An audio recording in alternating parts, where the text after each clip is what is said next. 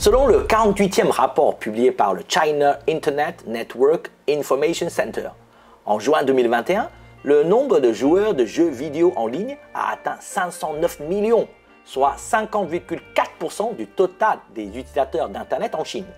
De janvier à juin 2021, le chiffre d'affaires des jeux vidéo en ligne en Chine était de 20 milliards d'euros.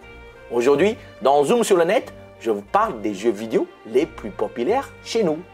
Le jeu dont on parle quotidiennement en Chine, c'est le jeu de stratégie Wangzhe Rongyao, Honor of Kings.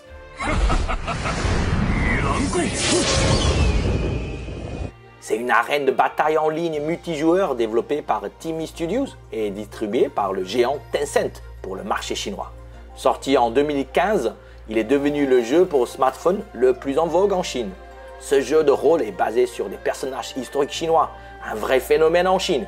Dans Honor of Kings, les joueurs s'affrontent en ligne et dépensent de l'argent, par virtuel, pour acquérir des artefacts, des pouvoirs supplémentaires, des nouveaux costumes.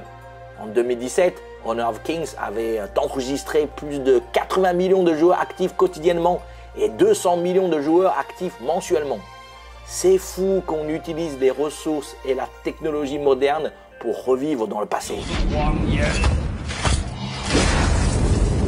Onmyoji, Ingyangshi est un jeu de cartes lancé en septembre 2016 par NetEase et il fait partie des 8 jeux les plus rentables en Chine. Ce jeu de cartes a un éventail de personnages impressionnant. L'histoire se déroule à une époque où les fantômes et les esprits vivent ensemble et où l'ordre du monde Yin et Yang est en danger. Les personnages sont des médiums sachant lire les étoiles, lancer des sorts et réciter des incantations et qui peuvent traverser les mondes Yin et Yang et même dominer les esprits. Le film The Yin Yang Master, disponible sur Netflix, est une adaptation de ce jeu vidéo. Histoire de ne jamais sortir la tête de nos écrans, en gros. Un nouveau jeu a fait son entrée sur le marché. Repinting Game for Peace. C'est le jeu le plus téléchargé du moment sur smartphone. Ce jeu d'action a été développé et distribué par Tencent Lightspeed et Quantum Studios.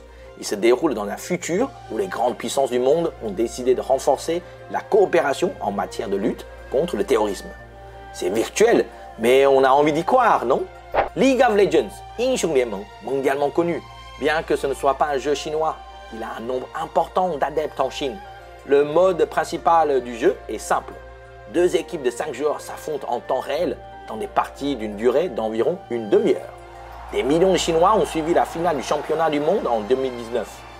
Devant près de 17 000 spectateurs réunis dans la salle de Bercy, l'équipe chinoise de FunPlus Phoenix est devenue championne du monde en battant les Européens de G2, 3-0.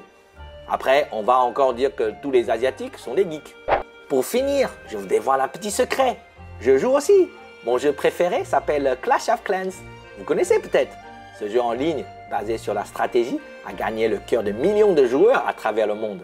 Il est composé de sorciers maniant le feu, de barbares moustachus et de dragons cracheurs d'éclairs, etc.